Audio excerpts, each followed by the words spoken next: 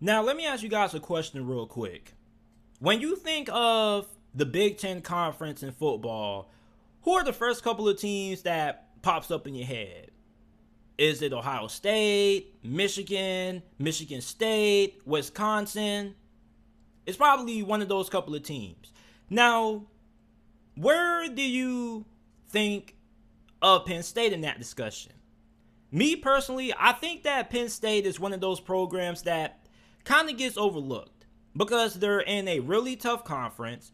And on top of that, even though they're not a bad program, they actually are pretty good. They do have their down years, but they also have their good years as well.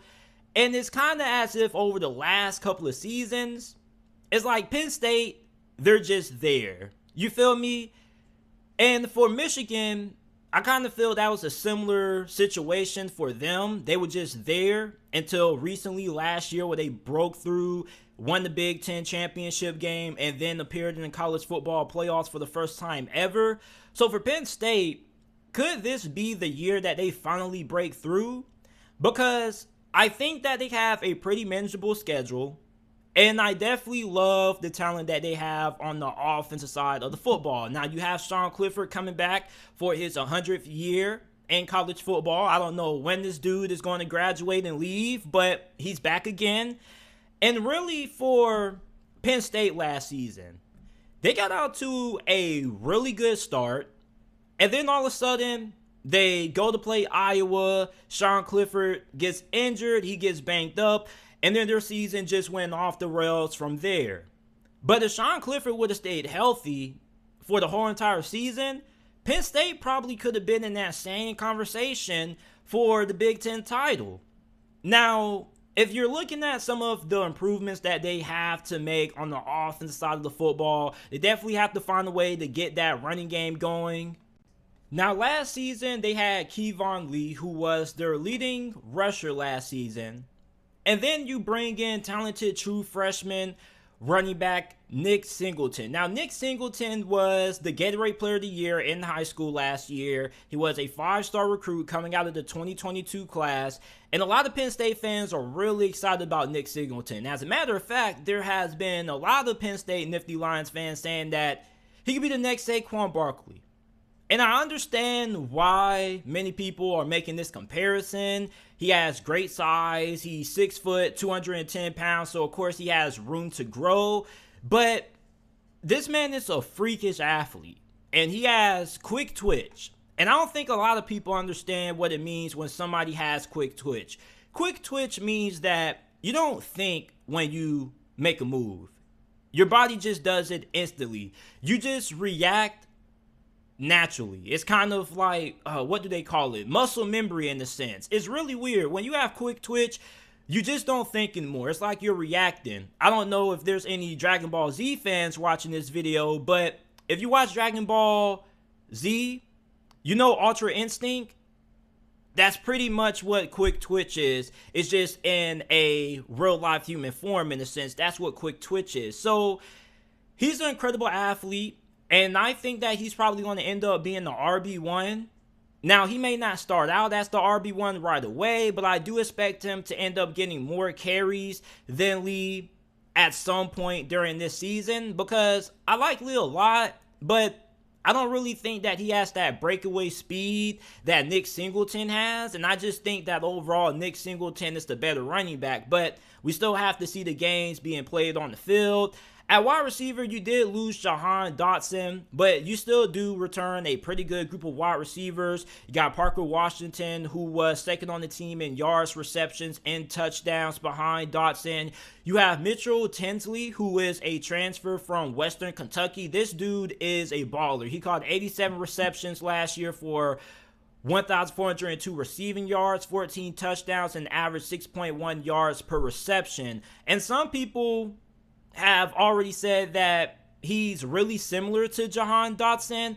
Probably not in build because he's a lot bigger than him. He is 6'1", 205, but he's really smooth and fluid getting in and out of his breaks when it comes to his route running. There's no wasting motion with this kid. So Tinsley definitely is going to be one of the bigger names to look out for if you are a Nifty Lions fan. Then you have a really good group of tight ends. As a matter of fact, many Penn State coaches have said that this is the most talented tight end group that they have ever had during their time coaching the Nifty Lions. So offensively, they should be pretty good. Now, their offense was hit or miss last season, especially when Sean Clifford went down. So as long as Sean Clifford can stay healthy, they should be pretty solid on offense. And that red zone offense should be able to improve as long as you can get that run game going, because a big reason why most teams struggle in the red zone is because they can't run the football. Because when you get inside of the red zone,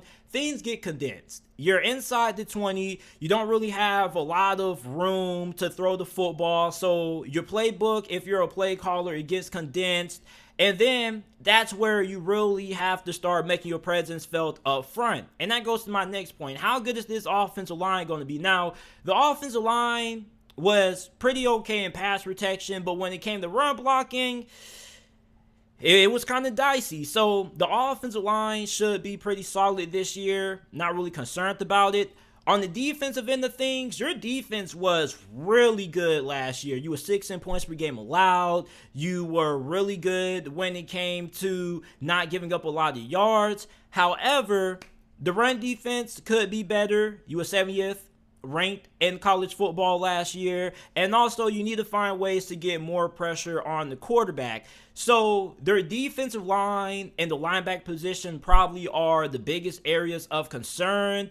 At defensive line, however, you do have PJ Mustafa there, and I think that you do have a pretty good group up front. However, when it comes to linebacker, the biggest thing that I've been seeing Nifty Lions fans complain about is the fact that they don't have a lot of depth at the linebacker position.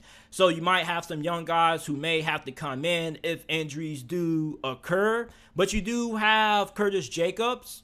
But outside of him, things get kind of a little bit questionable there. Now, the strength of this defense most definitely is the secondary. The secondary was a large reason why this defense was as good as what it was last year. You have Brown returning at safety, one of the better safeties in the Big Ten. You have Joey Porter Jr., who potentially could be a really early draft selection in the 2023 NFL draft next season. He's one of the best cornerbacks in college football. You also have Kalen King, who could be in for a breakout season. Daquan Hardy is a really good cornerback in the slot. And for Penn State defensively, they throw a lot of things at you. They have a lot of hybrid fronts. And I believe Joe Klatt talked about this some point last season. I don't know if it was on The Herd or if it was at some point during one of the Penn State games that were being broadcasted on Fox. But for Penn State, this is a defense that throws a lot at you. And if they're going to have a shot at being able to win the Big Ten, this defense is going to be a big part of it. Because if you're going to be able to slow down Ohio State, Jason Smith and the Jigba, CJ Stroud, Marvin Harrison Jr. and those boys, this secondary is going to have to come to play. So you should be feeling really good about how your defense matches up against some of the better offenses in this conference.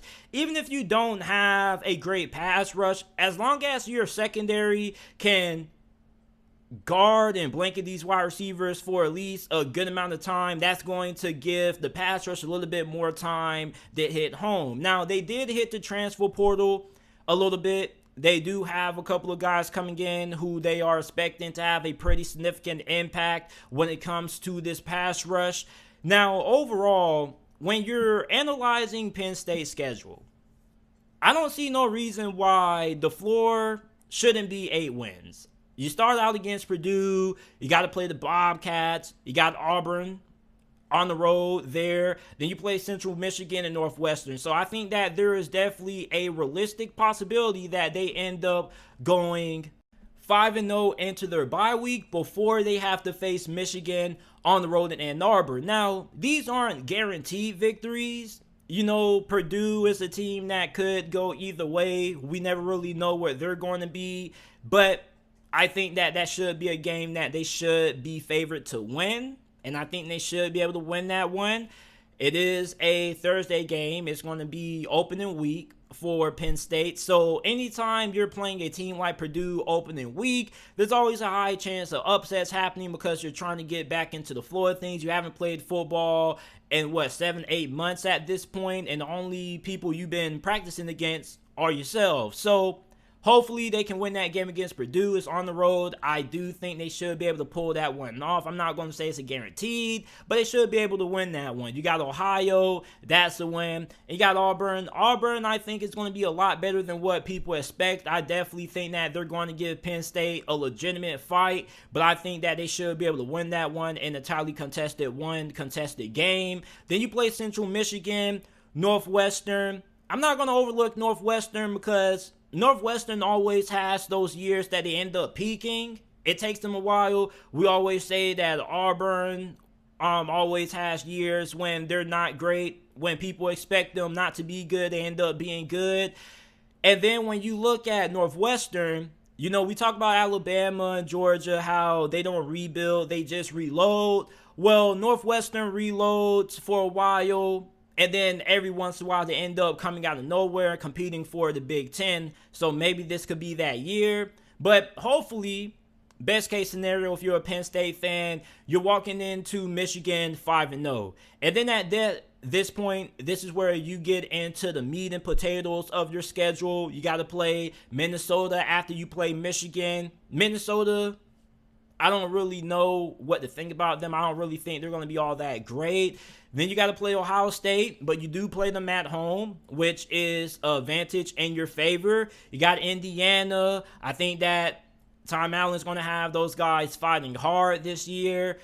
I don't think they're going to be an easy out, but you should be able to win that one. You got Maryland. Maryland could be a tricky team this year. I'm kind of a little bit high on Maryland. But then after that, you got Rutgers, and then you end the season off playing Michigan State. So I definitely think that the floor is 8 wins. Now, the ceiling could be 11. You could end up being an 11-win team, shocking the world. But I'm probably going to have to go with 10 wins. I think 10 wins is going to be my prediction for Penn State.